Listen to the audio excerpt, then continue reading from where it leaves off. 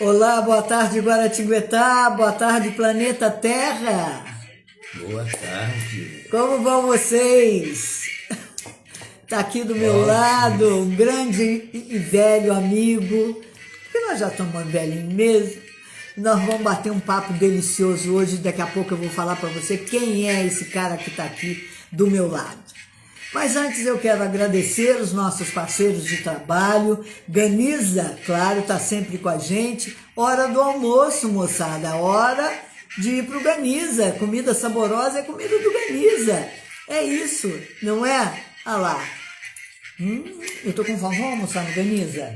Vamos almoçar no Ganiza. Eu ia fazer almoço, mas agora eu resolvi almoçar no Ganiza, que tá muito gostoso. Que tal? Ah, isso aí, minha gente. Ganiza sempre conosco há 40 e tantos anos em Guaratinguetá. Acho que Ganiza tem uns 46 anos, mais ou menos. Nosso parceiro de trabalho aqui conosco sempre. E olha, de noite já sabe, os caldos do Ganiza. São 9 tipos de caldos diferentes.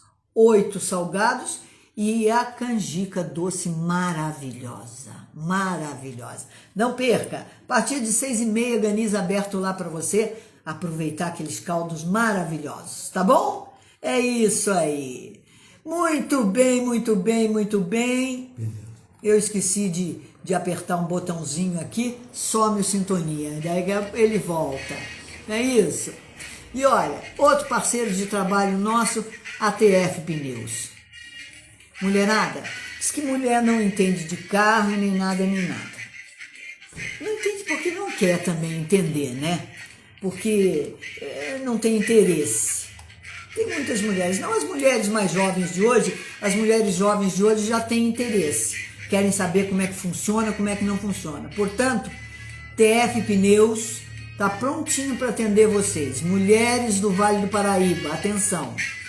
Alguma trepidação no carro, algum barulho estranho de roda, dá um pulo na TF Pneus. Eles são prontos para atender todas nós lá e explicam direitinho, bonitinho, para a gente entender como é que funciona. Ó, não esqueça, hein?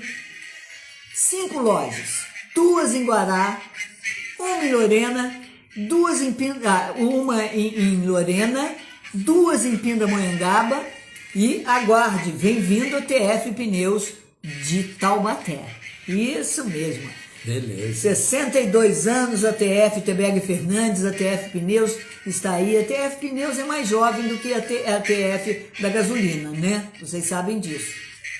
Mas mesmo assim, acho que já tem aí uns 30, 40 anos a TF Pneus. E crescendo sempre. E vai estar com a gente, sem dúvida nenhuma, aqui no nosso Sintonia. Aguarde. Mulherada, vamos lá na TF Pneus, tá? Olha só. Muito bem, gente. Vamos lá, agora eu vou falar para vocês vou apresentar quem é esse cara que está sentado aqui do meu lado. Um querido, mas um querido de coração de muitos anos. Obrigado.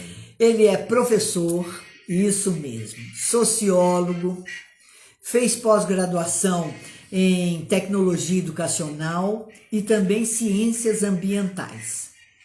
Aí, um belo dia, ele de São Paulo se mudou para a cidade de Paraty.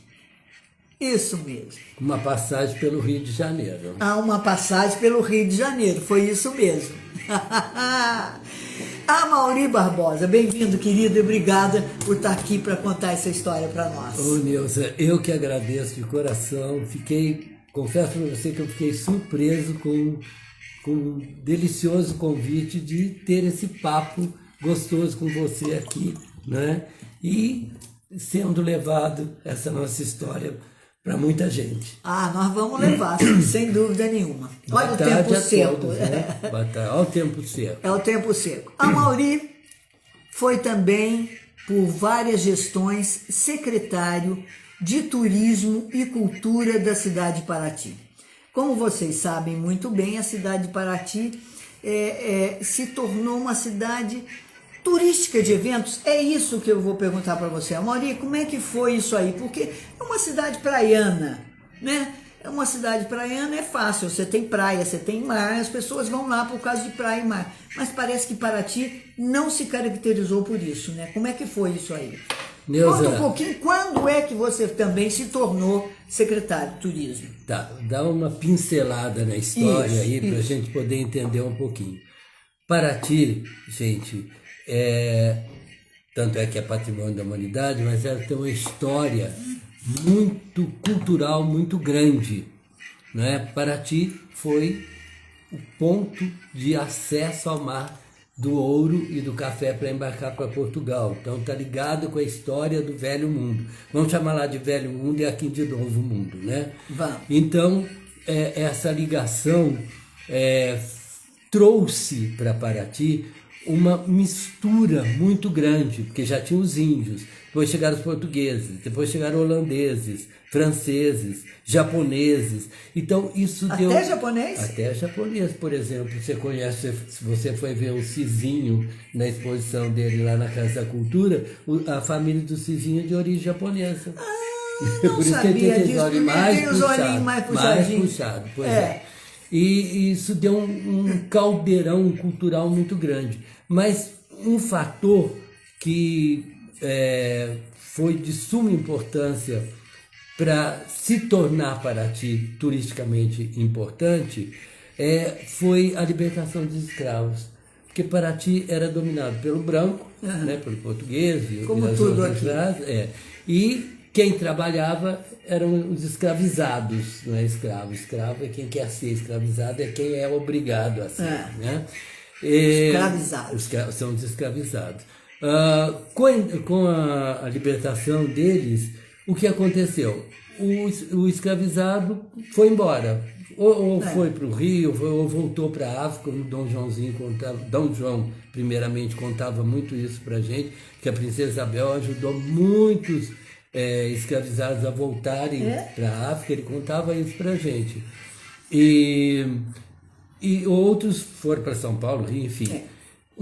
Duas minorias ficaram em Paraty, que são esses dois quilombolas que a gente tem lá, que é o quilombola da Independência e o quilombola do Campinho, do Cabral. Do Campinho da Independência e do Cabral.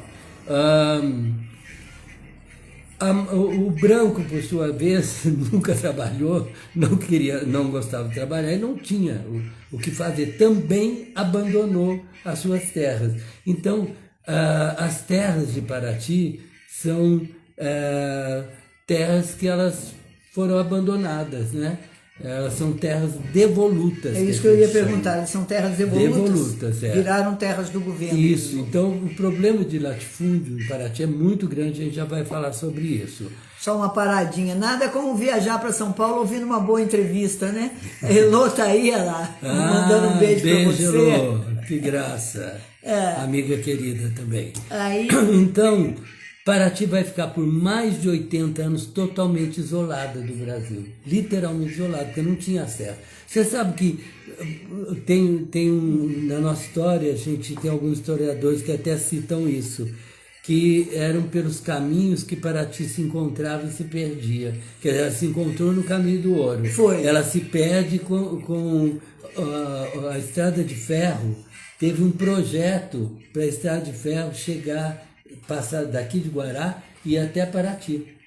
Sabia disso? Até os Penhas. Não sabia. Teve esse projeto. Também se perdeu por uma série de coisas, não aconteceu. Então, os que estavam esperando a Estrada de Ferro para ter um acesso novamente à vida, né? Acabou não tendo, ficou isolado lá. Não existia Rio Santos, nada, e só nada, a trilha do ouro. Isso, que também ficou abandonada após a libertação dos escravos. Então, Paraty ficou literalmente isolada do resto do Brasil.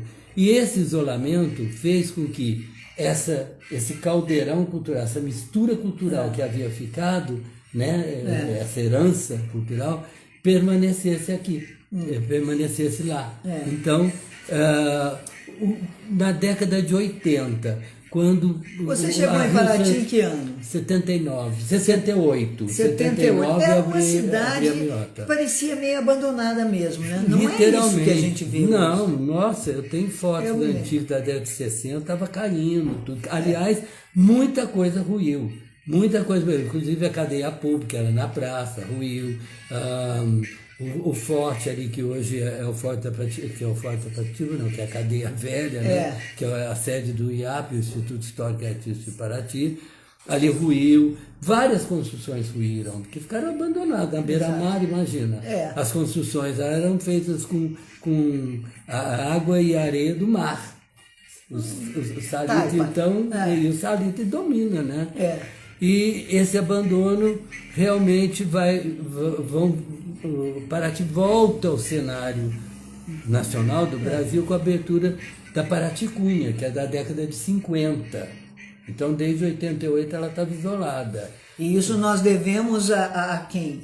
Aos Abdala? Não, eles usaram. Mas estado estadual, né? Então, isso aí fez com que os primeiros... Foi aberto em 50, na década de 50, Ali apareceram os primeiros paulistas, né? Que adquiriram muita coisa ali em Paraty. Depois, só com a Rio Santos, que é da década de 70, mais precisamente 76, a inauguração dela, é que há o advento do turismo. Então aí acontece um choque cultural, né?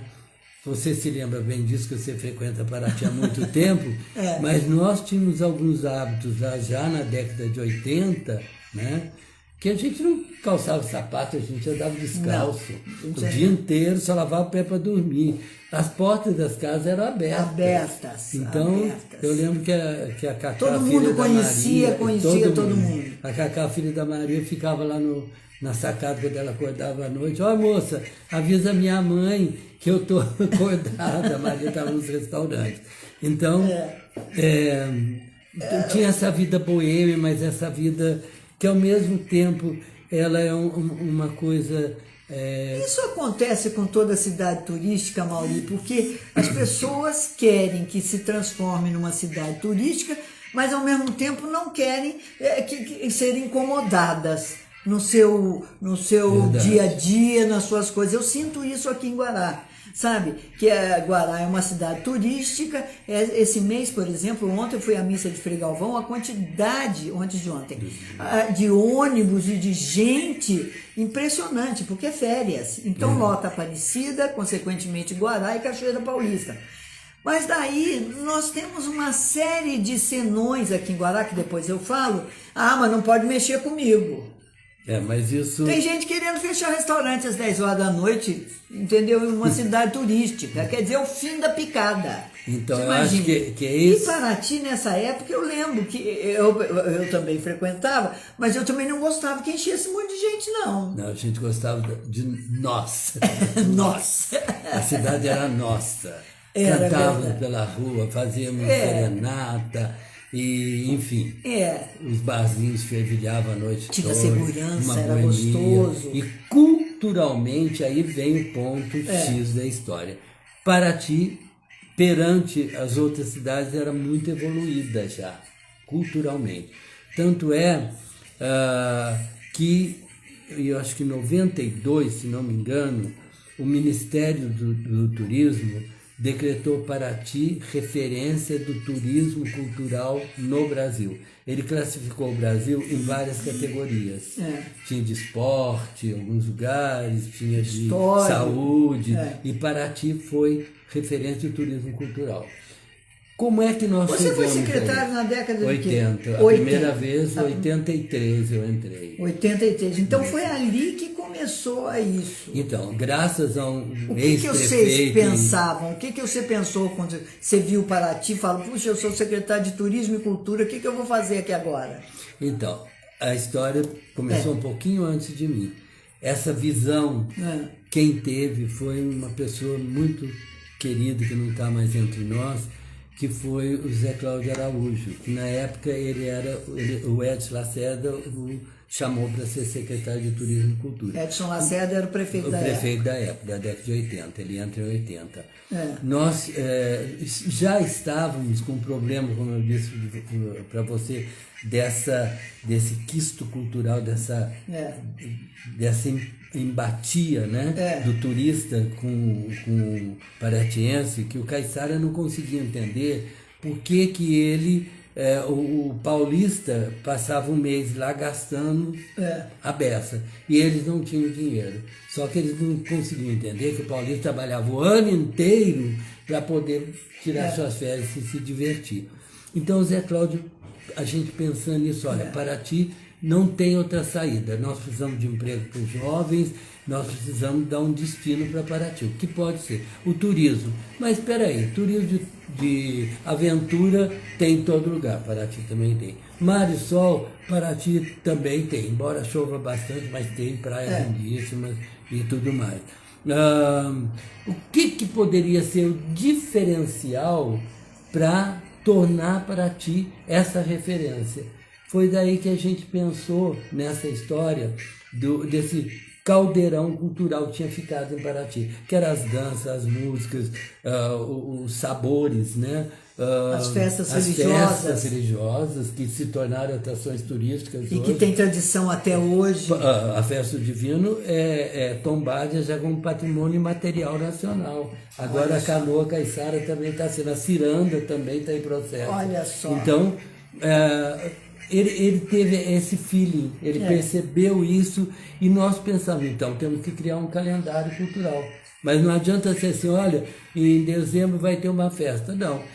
Esse calendário tem que ser criado e divulgado. As agências do Brasil têm que saber que em maio é a festa do Divino, no começo de junho do ano seguinte, eu já me preparar para isso. Aí então, vocês foram direto nas agências de turismo? Não, daí nós construímos esse calendário. Foi muito difícil, porque para as pessoas entenderem que para você receber, você tem que dar. Eu me lembro de um amigo meu, o Sérgio, que você conheceu, ele tinha o seu barco de turismo. Eu me reunia na época minha de secretaria, nessa primeira gestão, com os barqueiros, e dizia, gente, o mar é lindo, uma delícia, as pessoas vêm curtir, mas vamos agradar, porque eu não quero que ele venha uma vez, eu quero que ele volte sempre e divulgue. Então, a cachaça de Paraty é famosa, por que eu não vou ter no barco uma garrafa de cachaça e servir na hora do lanche, na hora do passeio? Agrada o turismo, mas eles não entendem isso. Os donos de hotéis falavam assim, eu prefiro trabalhar 10 dias no mês e ganhar bastante do que trabalhar 30 dias, porque eu vou ter que pagar mais luz, eu vou ter que pagar mais empregado, eu vou ter... Olha a mentalidade. Que é. Para trocar isso... E não tinha hotel naquela época, muito né? Pouco, tinha muito pouco. Mas restaurante sempre teve, coisa e tal. Mas o que salvou a gente, o que ajudou, aliás, a gente, foi o Sebrae. O Balcão Sebrae, quando chegou em Paraty, eles começaram a se reunir com os empresários, com a sociedade civil organizada, com associações de moradores, e começaram a trabalhar o turismo. Mostrar que não adianta eu ter praias belíssimas se eu não tenho como chegar na praia. Não adianta eu ter cachoeiras lindas se eu não tenho como chegar. Ou se eu chego na cachoeira não tenho não posso comprar uma água. Então, aí que entra aquilo que eu falei no começo. Há uma necessidade muito grande de ter uma vontade política. Porque esses acessos, a divulgação, tudo isso, ele parte do político, é uma ação política, né?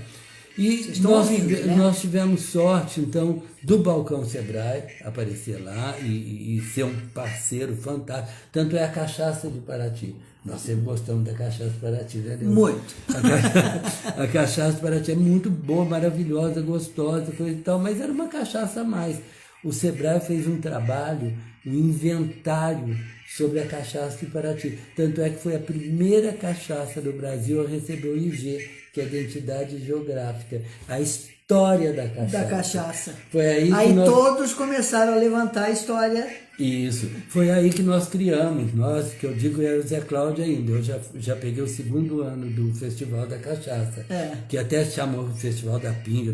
Depois teve uma reação. Eu me lembro que foi no primeiro. Então, foi o Zé Cláudio, mas só que chamado Festival da Pinga e Produtos Típicos de Paraty. Por quê? A ideia não era para o povo chapar e, enfim, perder a noção das coisas. Era para conhecer a cultura da cachaça. Porque a cachaça, economicamente, foi muito importante para Paraty. Foi o segundo ciclo econômico de Paraty. Porque o primeiro foi o ouro, o segundo foi a cachaça? Olha só. Então Paraty já vendia a cachaça antes. Isso, e era uma cachaça muito boa, que era uma cachaça Ia para o Rio de Janeiro. Uma cachaça artesanal. Tanto é que quando os holandeses invadiram o Rio de Janeiro, Paraty contribuiu com um barril de cachaça para a libertação. Olha as histórias. Dos franceses saírem do Rio de Janeiro. As histórias, né? Não tem documento. Embriagou os franceses, falaram, agora vocês vão embora daqui. Então, esse trabalho foi sendo... A consciência da população parece-me que foi o mais importante nisso. Eu sou um barqueiro, eu sou um pescador. Durante a semana, no final de semana, meu barco é usado para isso. Eu me lembro muito bem. Mas então, nós também previmos nessa época, cuidado que as empresas, tudo que é bom, aparece donos, aparece o dono proprietário, o pai da criança. Pai da criança, é isso aí.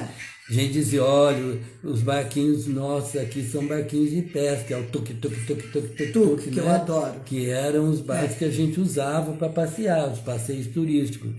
Os grandes vão chegar, e eles não abriram os olhos e chegaram as escunas. E as escunas dominaram o mercado, infelizmente. Hoje, eu não tenho nada, quem gosta de escuna, quem gosta de escutar pagode na escuna, quem gosta de se embriagar. Tem para todo mundo. Tem para todo mundo. Mas eu lembro que a gente preferia o barquinho pequenininho, que a gente ia onde a gente queria, não era um passeio programado, eu quero passar o dia em tal ilha, eu quero ir em tal lugar, quero ir na Sapeca, quero ir na Ilha do Araújo, enfim. Sapeca nem existe mais, né? Existe, a Sapeca ela está lá? Tá lá. Não, eu digo assim como ponto turístico, será? Passam por lá. Principalmente os pequenininhos, os grandes não. Os grandes, é isso aí, a viagem do grande é programada para determinados lugares. E aí, como é que aí foi o início? Então, daí nós fomos trabalhando. O Festival da Pinga já está com 30 anos, isso. Sim. Eu fui, seria de 80, de mais 92 o Festival da Pinga. Foi. 92, 92, Festival da Pinga. Então, eu lembro que eu fui no primeiro.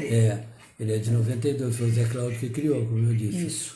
Depois, em 93, eu já assumi. Mas teve o que fez? O que impulsionou justamente foi isso, foi essa tomada de consciência que os jovens precisavam ter emprego, a cidade precisava de uma economia, ter uma economia que ela precisava desenvolver, ela estava estagnada, ela tinha que não produzia nada a não ser o peixe e a cachaça. Era isso aí. Então, Guará está ficando assim. Preste atenção, o que Guará produz? Nós temos aí uma meia dúzia de fábrica, né? Enfim. O advento do turismo, então, do turista, né? E o turismo vão beneficiar para essas melhorias, porque começa a aparecer as pousadas, os hotéis, os meios de transporte, enfim. Você lembra das nossas viagens de Guará para Paraty, que demorava 8 horas, era Paraty, Cunha, vamos parando, quando chovia, encalhava, a gente o que salvava a gente era o Fecha Nunca, aquele café com aquele queijo maravilhoso. Mas Fecha Nunca. Era uma viagem. Então, mas daí, já no começo da década de 90, os eventos começam a aumentar, né? Começam a adquirir uma proporção maior e aumentar em número também. Bom, daí o Carnaval, me lembro que o Réveillon... O Carnaval, Semana Santa, Festa do Divino, eram os pontos que a gente vivia. E o Réveillon. Nós tínhamos esses pontos que... No calendário anual. No calendário anual, era fixo. Quando o Zé Cláudio concorre à prefeitura em 2000 e ganha, ele já sempre teve essa visão futurista realmente, pensava sempre para frente. Ele era um visionário. Ele era realmente era. Infelizmente ele pecou pela boca, mas ele era um visionário. Ele foi um grande prefeito, para mim um dos maiores prefeitos de Paraty, em termos de visão.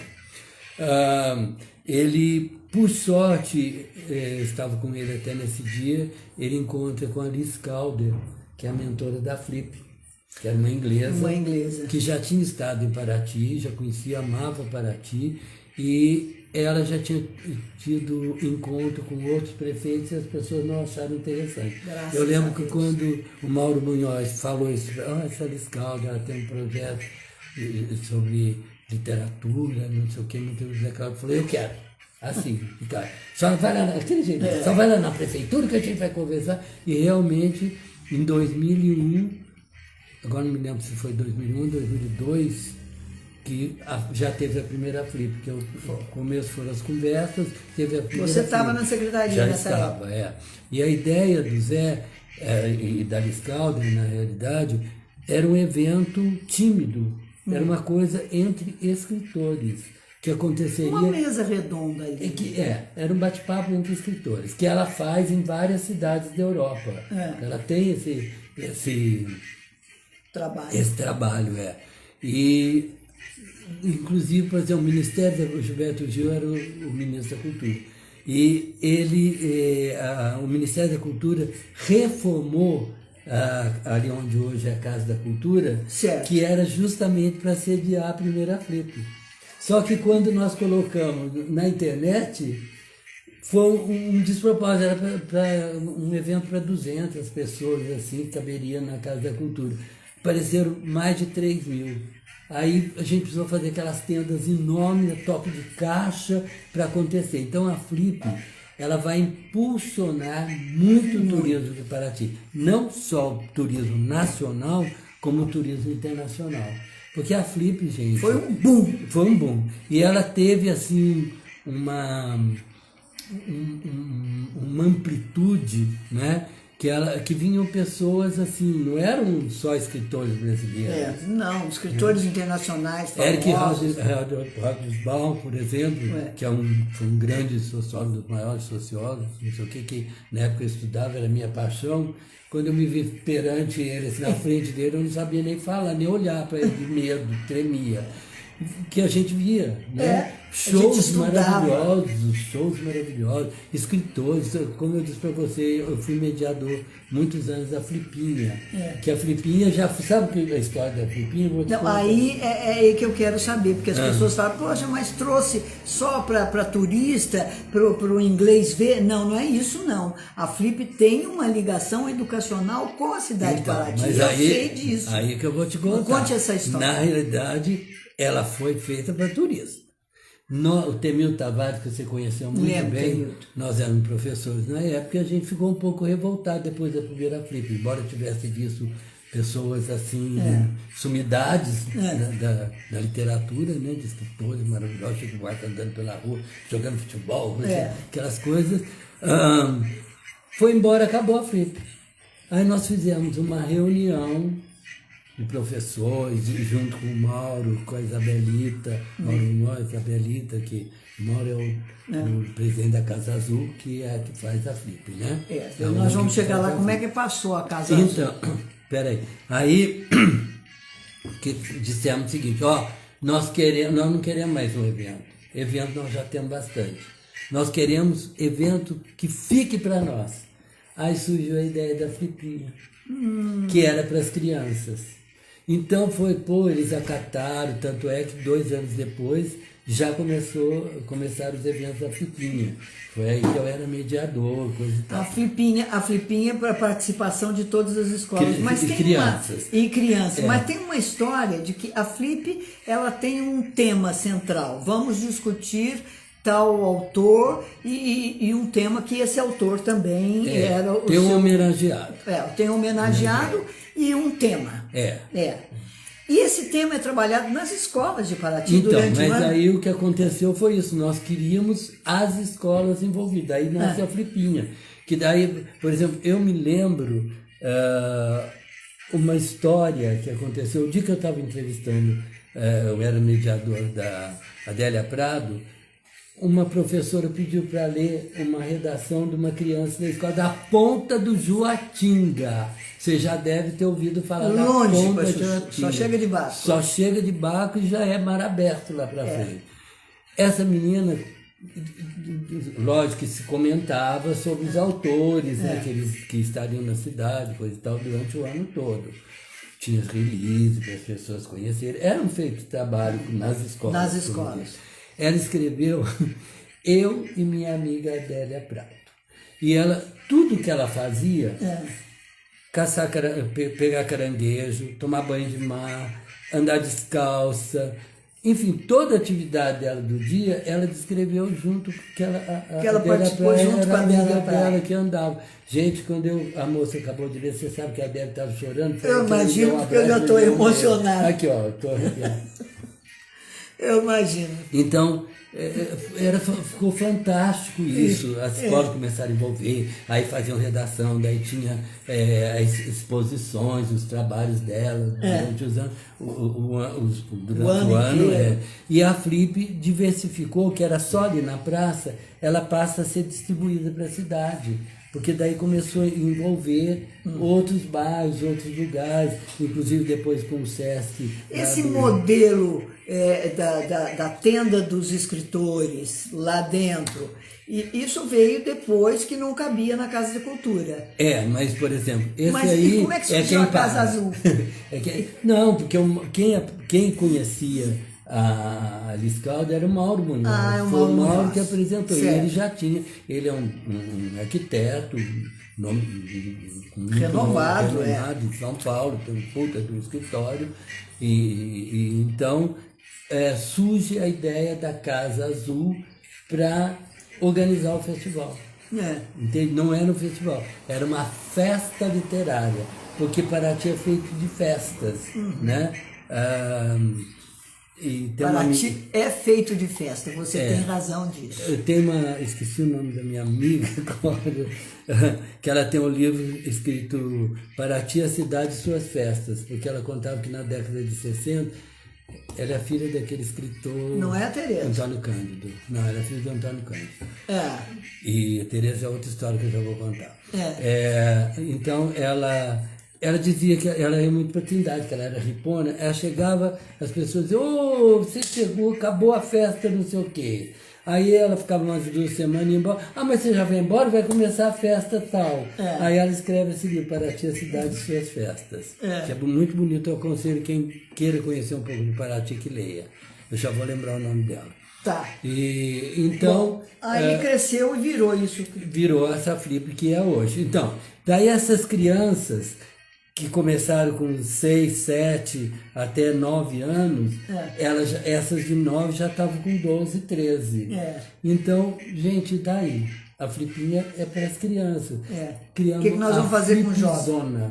A Flipzona já era para adolescentes. De 12 anos, 11, 12 anos para frente, já trabalhando na tecnologia, né? Daí já filmavam, já faziam programas de entrevistas durante a Flip. Entrou o vídeo nessa história. Aí, cada vez mais, a cidade se envolveu. Você se lembra que você disse da primeira Flip, que o João José fez aquelas figuras, que ele é o mestre Os bonecos. dos bonecos, do papel machê, ele contando a história, tinha Rapunzel, tinha o Cocô de Notre Dame nas casas, assim. Aquilo foi as árvores de livros. Daí já era um pé de quê? Um pé de quê? Que já era a Regina Casé que fazia esse programa e ela foi convidada para fazer. A criançada hoje fica todos sentados, então vírgula, mas teve a primeiro pé de quê? Então, o evento que era literário passou a ter mais um aspecto cultural, que era da música, era das danças, das apresentações dos indígenas, do jongo, foi integrando, então ela está cada vez maior, né? Agora, segundo a Liscaldi, ela se afastou, porque perdeu para ela aquela poesia do pequeno, que só acontece quando é o pequeno. Verdade. Virou muito grande. Mas daí ela divulga, aí você vai ter o festival de fotografias, né, que é importantíssimo também, o jazz, que é maravilhoso. Nós tínhamos também, espero que o Zezé resgate esse ano junto com o Cláudio Aquino, o Choro e Samba, que era maravilhoso, que era a história do Choro e Samba. Figuras que já não estão mais entre nós, se apresentaram lá, né? Depois também música latina também, que é o Velmara Portuondo. Quando eu vi o Velmara Portuondo, assim, foi uma coisa de louco. Eu também, fiquei enlouquecida com quantas Buena Vista Social Club. Quantas oportunidades a gente tem para ti culturais. Muita. Que se você vai num teatro aqui, quanto que você paga? Aí E você lá... perguntou da tenda dos artistas, dos autores, perdão. A tenda dos autores é paga. Paga. Agora, tem a tenda aberta, com telão, que você pode assistir sentado, deitado, do jeito que você quiser.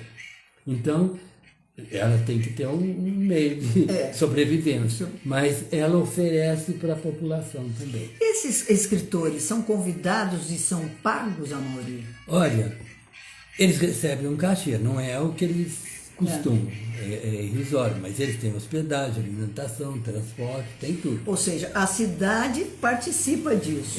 Os hotéis, os restaurantes, todos dão uma cota para eles. E eles estão divulgando o trabalho deles também. Exato. Né? O Rush, como é que chama aquele perseguido mesmo? O Sam Rush, não, aquele que eles queriam matar ele. De samba? Não, o escritor. O Salman Rushdie. Ele veio. Ele veio, eu vi andando na rua. Andando na rua, que queriam matar o homem. Assim como eu vi Mick Jagger, isso. assim como eu vi andando na rua. E que andava normal.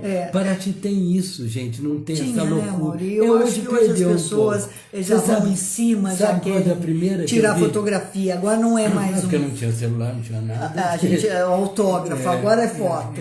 Já assim. põe na frente dos Já outros. põe na frente. A primeira que eu vi um movimento assim que me assustou foi quando a Xuxa foi lá. Aquela criançada gritando pela rua. Eu era gerente do NEC nessa época, Núcleo de Educação.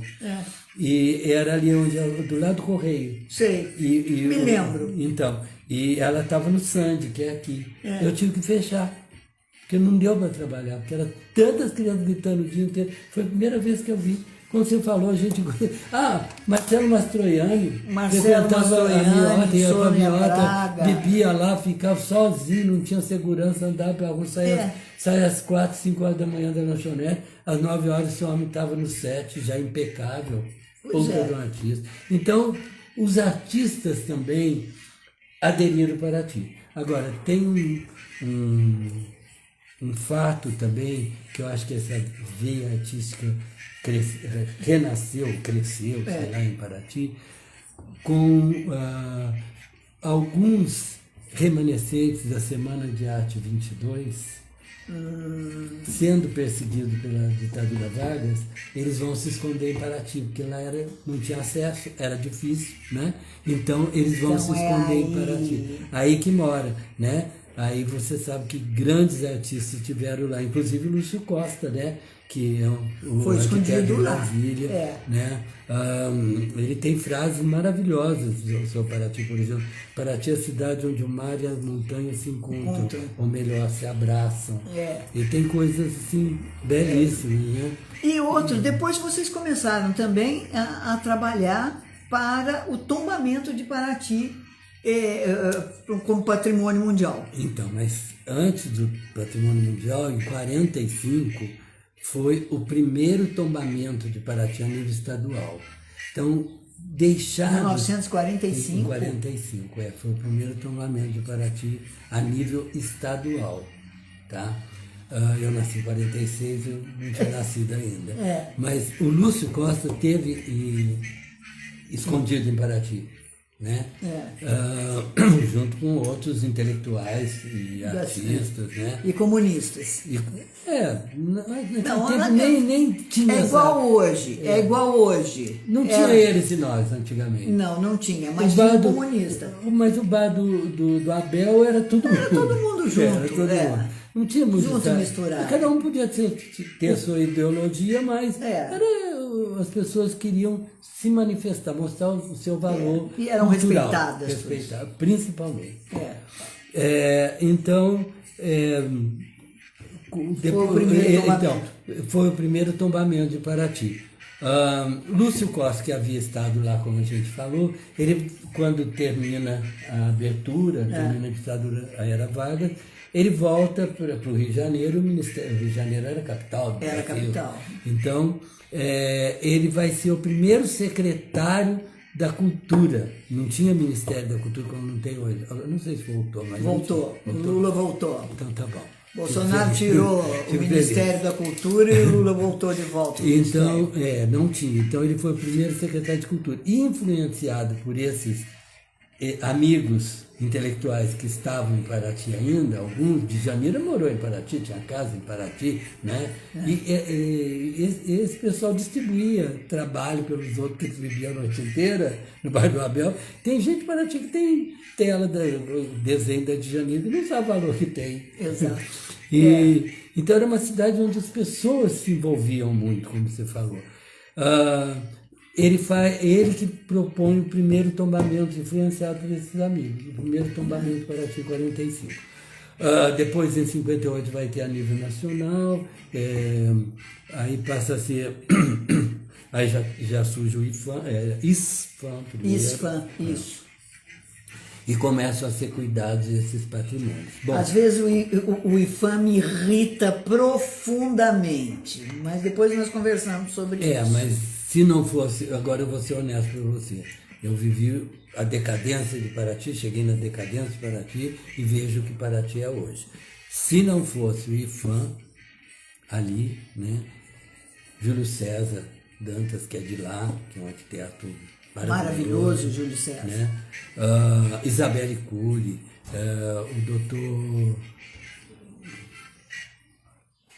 Esqueci o nome dele agora, daqui a pouco, são pessoas de 40 anos atrás. Então, de vez em quando falha aqui. Falha, não se preocupe que falha. Mas daí como é que foi a ideia de... Que eram pessoas que gostavam e sabiam da importância de Paraty. Então, realmente, eles não deixavam, não permitiam que muitas coisas acontecessem. As reformas que foram feitas eram feitas sob o olhar deles. Orientação do IFAM. Orientação e olhar, porque lá não pode ter... não tem televisão, não pode ter ar-condicionado, que hoje até a gente já vê, telha de vidro. Enfim, o critério é do IFAM e foi isso que preservou. Nesse tombamento, um dos critérios era Paraty não pode ter mais que 2 pavimentos. E Paraty e Porto Seguro são as 2 únicas cidades no Brasil totalmente tombadas pelo IFAM. Você pega Ouro Preto, Diamantina... Mariana, Tiradentes. Outra cidade tem tombamento específico, é uma praça, é uma rua, é um quarteirão. Paraty é o município. A cidade inteira. A cidade inteira. Só pode ter 2 pavimentos. Paraty e Porto Seguro. Porto Seguro. Então, os critérios eram assim, por exemplo, não pode ter indústria. Por isso que foi essa coisa que a gente pensou, gente, se não pode ter indústria, como é que vai ter emprego para os jovens? O jovem tem que ganhar, tem que trabalhar. Vai ser pescador o resto da vida? Bom, então, esse desenvolvimento vai dar o quê? Vou falar de 2 pessoas que são muito queridas e muito gratas para mim, que é o Tom Maia e a Tereza Maia. Eles foram um dos fundadores do IAP, o Instituto Histórico e Artístico de Paraty. Em 82... E o Zé Cláudio também foram um dos fundadores junto com ele, né? E mais algumas pessoas com eles. A Tereza sugere que se faça um dossiê, porque estava na moda os centros históricos serem tombados, como foi Tiradentes, foi Ouro Preto, né? Goiás, Velho, enfim. Então, foi feito um dossiê com o core, que a gente chama, o coração, o principal, o centro histórico de Paraty. Certo. Tá? E o mar, logicamente, porque o mar, os navios saíam pelo mar, chegavam pelo mar, trazendo as coisas. E ficou pronto esse dossiê, eles, se empenharam, todo mundo que chegava em Paraty, eles pegavam assinatura, eles iam nos hotéis. Me lembro, era uma coisa incrível, isso. Nossa, eles tiveram o maior carinho. Acontece uma coisa, um fato interessante aí, por isso que eu falo que pelos caminhos para que se perde se acha.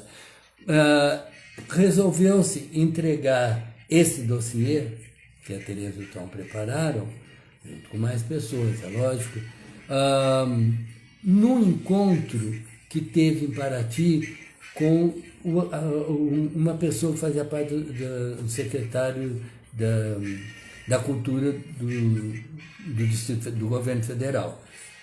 Ele se oferece para ir a Paraty, recebe esse dossiê. Eu me lembro que o Edson Lacerda fez um almoço para eles no restaurante de Paraty, coisa e tal, e deu um quadro para ele. Eu acho que era até da Esmeralda, não me lembro de quem que era o autor, ou era o dito, não me lembro.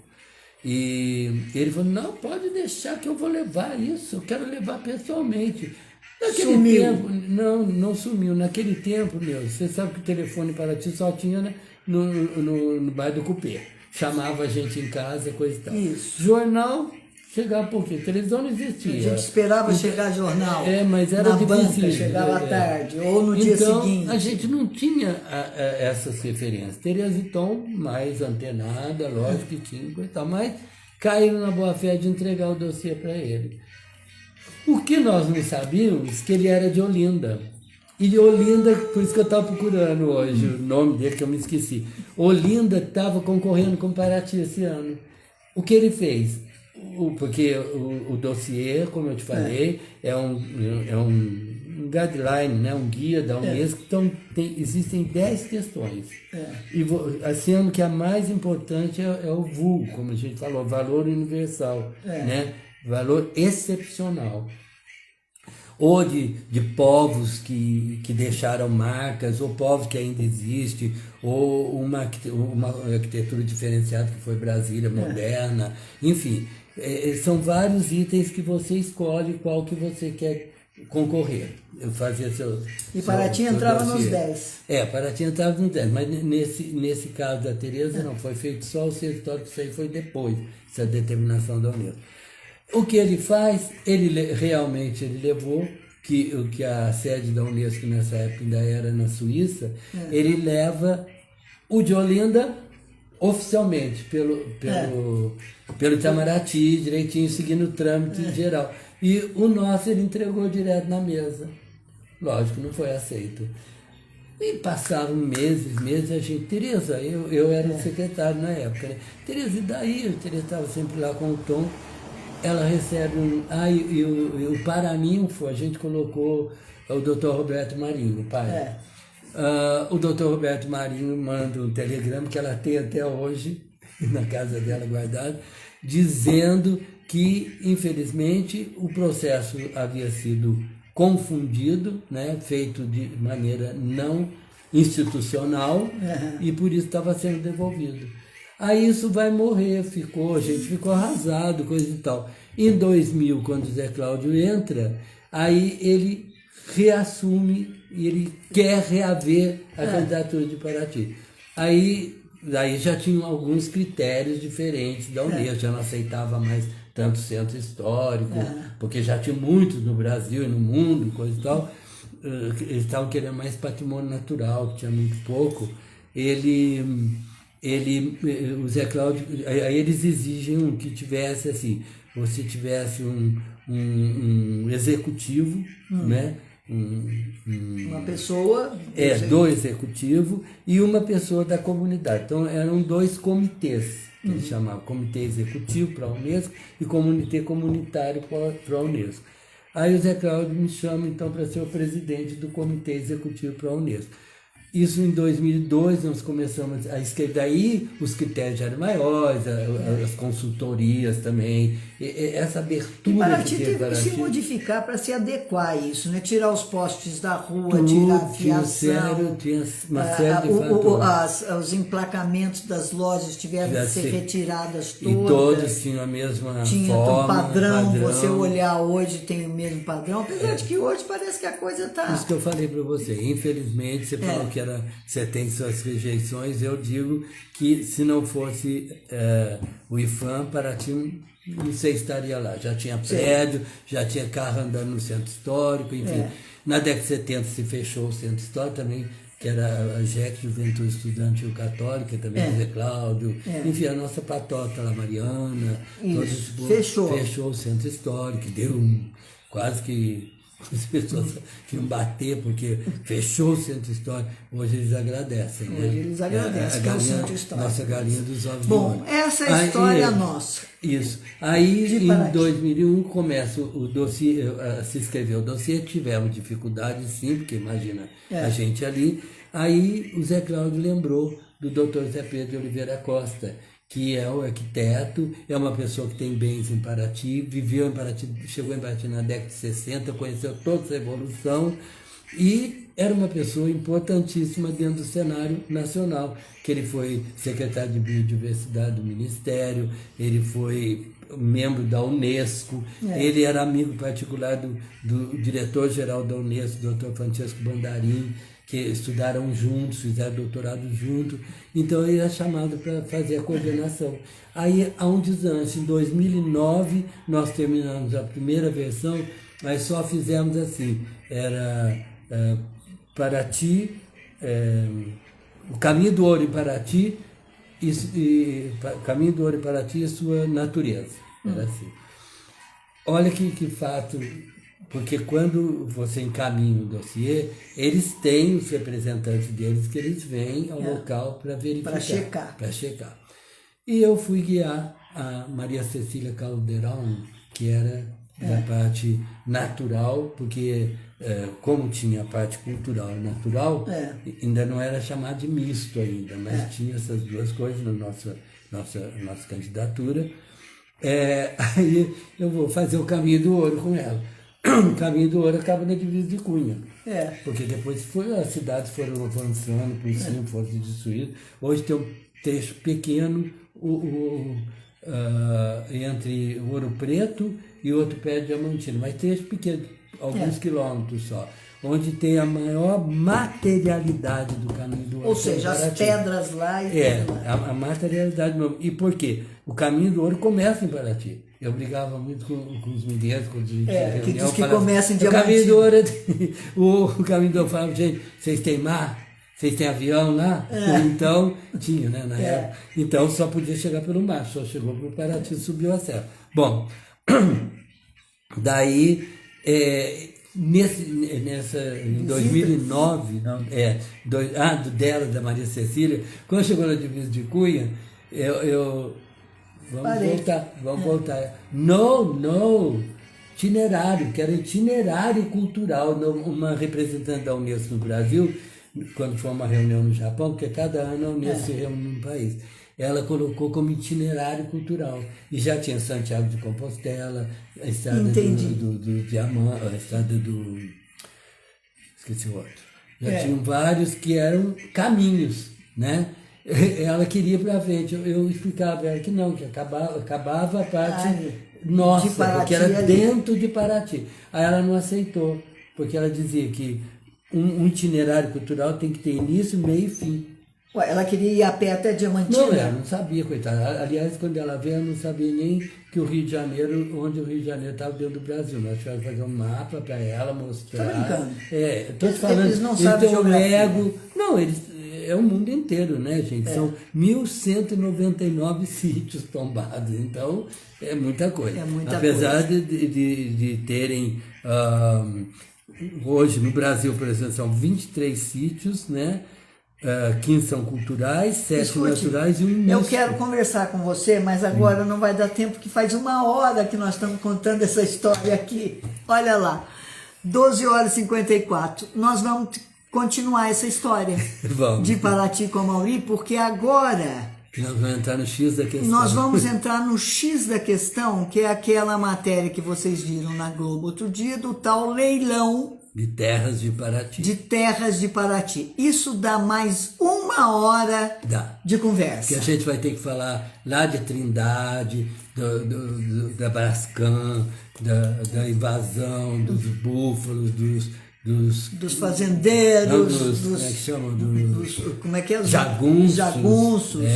Foi muito feio isso. E se eles já tentaram exatamente isso que está acontecendo agora, eles tentaram na década de 70, né? Então agora está repetindo. E eu tenho boas informações, estou aqui à sua disposição para quando você quiser, Nilson. É um Nós vamos prazer conversar enorme. outro dia. Agora a gente é tão amigo que se a gente conversar vai até de noite. Vai porque até de a noite. gente Só tem falta uma assunto. cachaçinha de Paraty para prosear mais, não é? Pois é. Pois é, mas hoje é Isso foi uma terça-feira. falha. Isso foi uma falha. Não é falha não, porque eu tenho ela aí. Não, deixa eu te colocar aqui, né? Aqui na frente. A gente brindar Não vai pra que ti. eles iam brigar porque querem outra marca, eu tenho de uma verdade. marca. Não, escondi a marca. Eu escondi a marca. Mas Tá é aí. isso, Tá eu bom? agradeço imenso. Eu que agradeço. É uma felicidade conversar com você, Olha. porque você sabe que eu falo muito e quero sim, pode me convidar que a gente vai continuar. E nós vamos ter falando que sobre continuar esse papo, porque esse papo não pode morrer. isso. Porque Paraty vai se tornar patrimônio da humanidade só em 2019, começou em 2001, né? Que foi eleito o comitê, coisa e tal. Só em 19 que ganha o título. Veja como é que a Unesco é publicada e como é que eles mudam as coisas. É isso aí. Muito obrigada, Maurício. Eu que agradeço. Muito de obrigada. coração. Obrigada a vocês. Agradeço a paciência de quem ouviu. Esse gente. programa está tão gostoso que está todo mundo parado aqui ouvindo. Esse programa daqui a pouquinho vai estar no YouTube, Neuza Cipolla, e no Facebook, Neuza Cipolla também para vocês. Vocês que não acompanharam aqui pelo Instagram, podem ver daqui a pouquinho lá no YouTube ou no Facebook, ok? E a gente volta com o Maurício para contar de novo que essa história está mal contada, não? Totalmente mal contado. Esse tal de Zé Maria Rolas, ele É um era rolo. Um rolo. E com um documento falsificado, que a gente já sabe. Porque na verdade aconteceu a mesma coisa. Porque, veja bem, Sabia Neuza, que a que gente. tinha falsificação Essa lei do registro público de Paraty só surge em 62, mais ou menos. Então quer dizer que ele comprou em Em 1960, não, 62 não. Você anotou não, aqui? Anotei, mas em 60 ele foi o leilão que ele comprou as terras. Esse José Maria aí, Rolas, que ele Em investiu. 72 que começa. Isso. E essa lei do registro público não tinha ainda em Paraty. Como é que ele comunicou, como é que ele se inscreveu em Paraty? Ninguém sabe, ninguém viu. Não tem registro nenhum na prefeitura, não tem nada. Tinha, como você viu aqui, quem Isso é faz o informação leilão... oficial que está sendo passado para vocês. Quem faz oficial. o leilão é a Justiça do Estado do Rio de Janeiro, né? Como é que eles fazem leilão sem avisar? E sem procurar saber se tem terra, está sendo leilão, então essa terra. Inclusive terras dentro de áreas da União, da Marinha. Terras devolutas. Terra do devoluto, que pertence à Marinha. Aliás, eles adoram uma terra devoluta, né? Acha que terra que pertence ao Brasil é minha. Quem entra lá pega e fala, não, é minha, é do Brasil, sou brasileiro, entro lá e pego. Mas vai ser legal, a gente vai dar mais informações, sim. Vamos dar mais informações para vocês. Beijos, Amão, Beijo. até a próxima. Obrigado. E vocês até a próxima, fiquem ligados aí. Um abraço, obrigado. Oi, isso aqui a gente vai trazendo junto aqui.